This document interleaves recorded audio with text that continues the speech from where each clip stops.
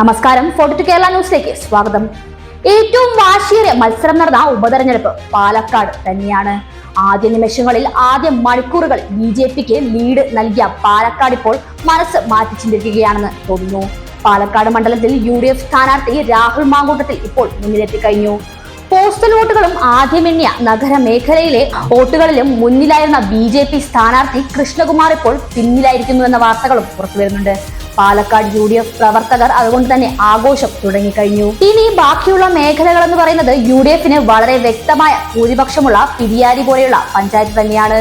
അതുമാത്രമല്ല, ബാക്കിയുള്ള കണ്ണാടി പഞ്ചായത്തും മാത്തൂർ പഞ്ചായത്തും ഒരുപക്ഷെ കോൺഗ്രസിന് വോട്ട് കുറഞ്ഞാൽ തന്നെ, അല്ലെങ്കിൽ UDFന് വോട്ട് കുറഞ്ഞാൽ തന്നെ BJP മൂന്നാം സ്ഥാനത്താണ് വരിക. BJPയുമായി ഏറ്റുമുട്ടുന്ന UDFന് അതൊരു വിഷയമേ അല്ലാതായി മാറും. പാലക്കാട് BJP സ്വാധീനം നഗരമേഖലയിലെ വോട്ടെണ്ണുമ്പോൾ BJP മുന്നിലാകുന്നത് സ്വാഭാവികം. എന്നാൽ കഴിഞ്ഞ തവണത്തേക്കാൾ നഗരസഭയിൽ BJPക്ക് വോട്ടുകൾ കുറഞ്ഞിട്ടുണ്ടെന്നുള്ളത് BJP ക്യാമ്പുകളെ വലിയ രീതിയിൽ ആശങ്കപ്പെടുത്തിയിരിക്കുന്നു. കോൺഗ്രസിലേക്കാണ് BJP വോട്ടുകൾ ചേർന്നതെന്ന് വ്യക്തമാകുമ്പോൾ അവർ കൂടുതൽ ആശങ്കയിലേക്ക് മാറിയിരിക്കുകയാണ്. കഴിഞ്ഞ തവണ കോൺഗ്രസ് സ്ഥാനാർത്ഥിക്ക് ലഭിച്ചതിനേക്കാൾ 430 വോട്ടുകളാണ് കൂടുതൽ കിട്ടിയിരിക്കുന്നത്. CPM സ്വതന്ത്ര സ്ഥാനാർത്ഥി ഡോക്ടർ P സരിന് 11 വോട്ടും വർദ്ധിച്ചിരിക്കുന്നു.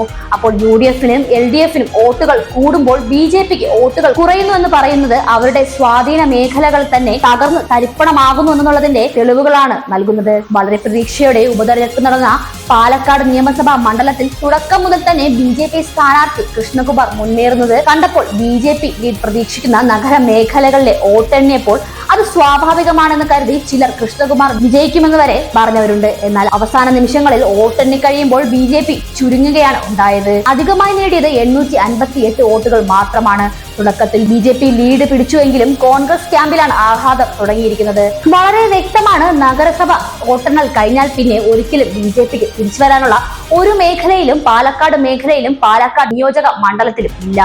BJP കഴിഞ്ഞ തവണത്തെ വോട്ട് നിലയിലേക്ക് എത്താൻ കഴിഞ്ഞിട്ടില്ലെന്നതാണ് UDFന് ആശ്വാസകരമായി മാറിയിരിക്കുന്നത്. ഇതുവരെ പ്രവർത്തകർ പാലക്കാട്ടെ കേന്ദ്രത്തിന് മുന്നിൽ ആഹ്ലാദ പ്രകടനം തുടങ്ങിക്കഴിഞ്ഞു.